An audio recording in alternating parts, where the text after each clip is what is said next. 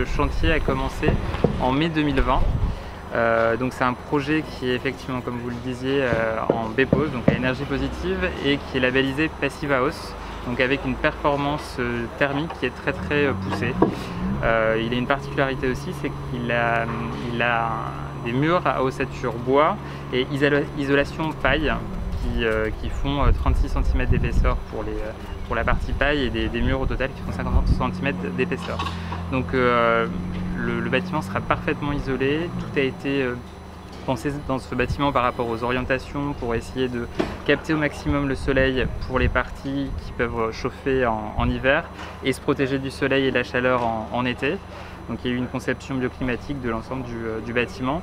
Et après, toute la conception s'est aussi faite sur le comté extrêmement clair des circulations, très rationnel pour avoir une compréhension complète du bâtiment et s'y sentir le mieux possible, avec des salles de classe qui sont très ouvertes.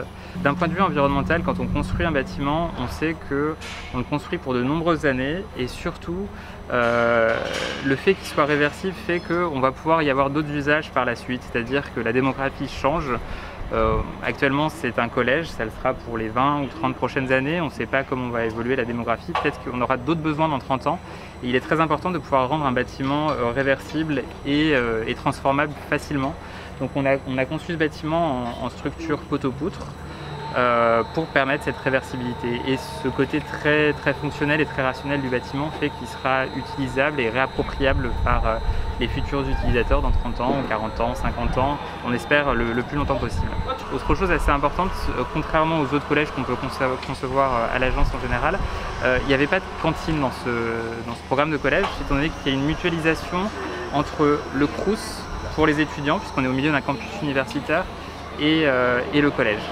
Donc voilà, une mutualisation des espaces, donc ça c'est un petit peu spécifique pour ce projet.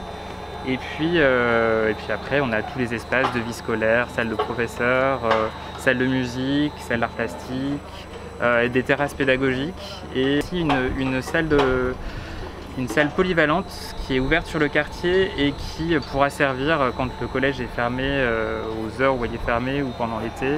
Il y a une salle qui pourra être disponible pour le quartier. C'est une belle ambition en fait que nous portons sur cet établissement, le premier collège, vous l'avez dit, à énergie positive du département. On est sur une opération particulièrement emblématique pour le conseil départemental de Meurthe-et-Moselle, et c'est une ambition vraiment collective que nous partageons, parce que c'est dans l'idée d'offrir vraiment un établissement contemporain, mais qui est aussi très orienté sur l'énergie, le développement durable, et donc voilà, c'est une belle ambition que nous portons. Déjà, ça me permet un petit peu de me projeter et de voir un petit peu à quoi ça va ressembler.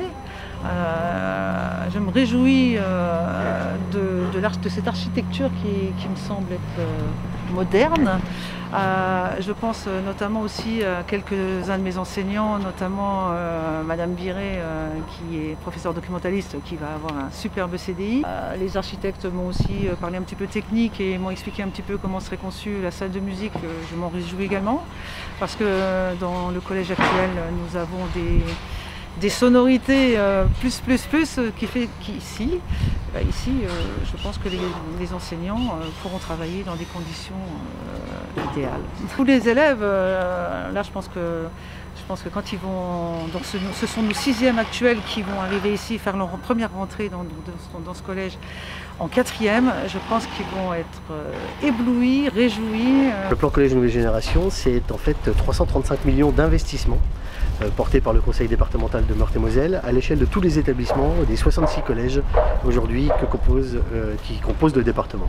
Nous avons construit 12 collèges neufs, 7 grosses restructurations lourdes, et tous les collèges du département seront repensés, revisités, restructurés par ce plan Collège Nouvelle Génération. Donc c'est des investissements extrêmement importants. Près de 170 millions d'euros ont déjà été investis par le département à l'échelle de plusieurs établissements, et nous poursuivons en fait la déclinaison de ce plan jusqu'en 2026.